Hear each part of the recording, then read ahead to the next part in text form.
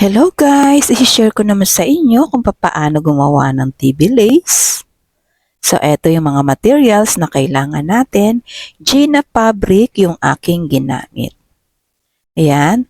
Join muna natin yung bawat dulo.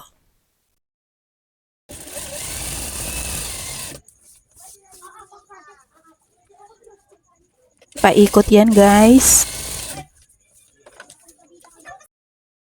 Then, i-join din natin yung elastic. 66 inches ang haba. Dalawa yung ating kailangan.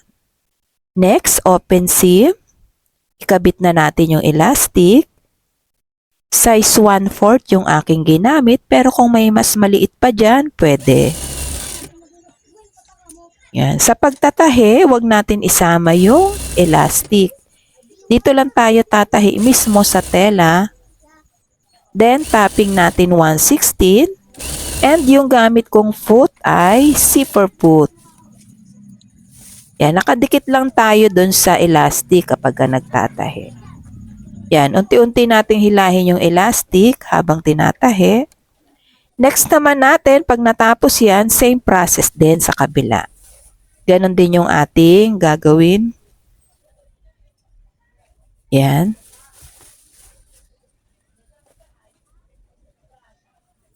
Open natin yung seam.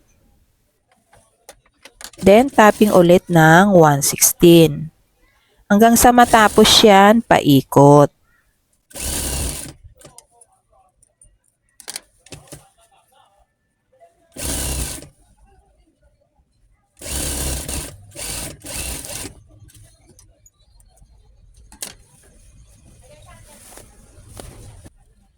Yan guys, tapos na. Set aside. Next, sunod naman natin itong ating pang ribbon. Yan, tira lang tayo ng maliit na butas para ma-invert. Yan, i-fold mo nga lang yan, no, ng tulad ng ginagawa ko para makuha mo yung tamang kanto.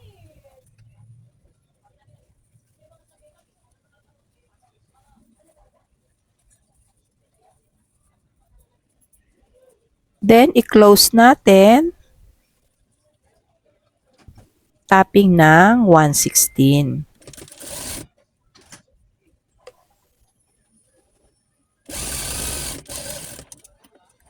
Kung bago ka pa nga lang guys sa aking channel, huwag mo namang kalimutan.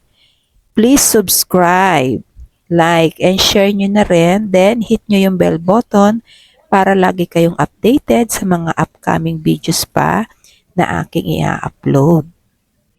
Yan. Basting muna natin yung gitna.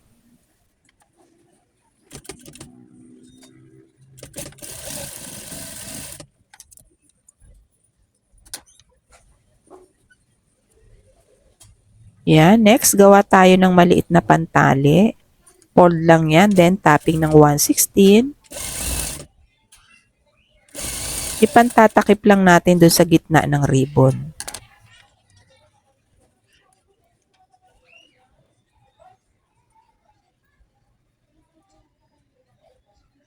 Ayan, no? Ganda na ng ating pang-ribbon. Ayan, tacking lang ulit natin. Then, ikakabit na natin dun sa mismong TV lace.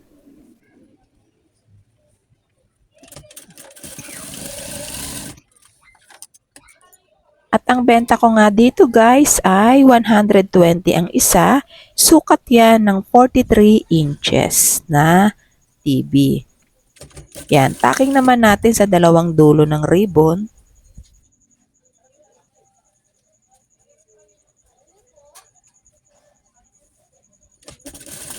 Ayan guys, thank you for watching. Sana may natutunan kayo. God bless all.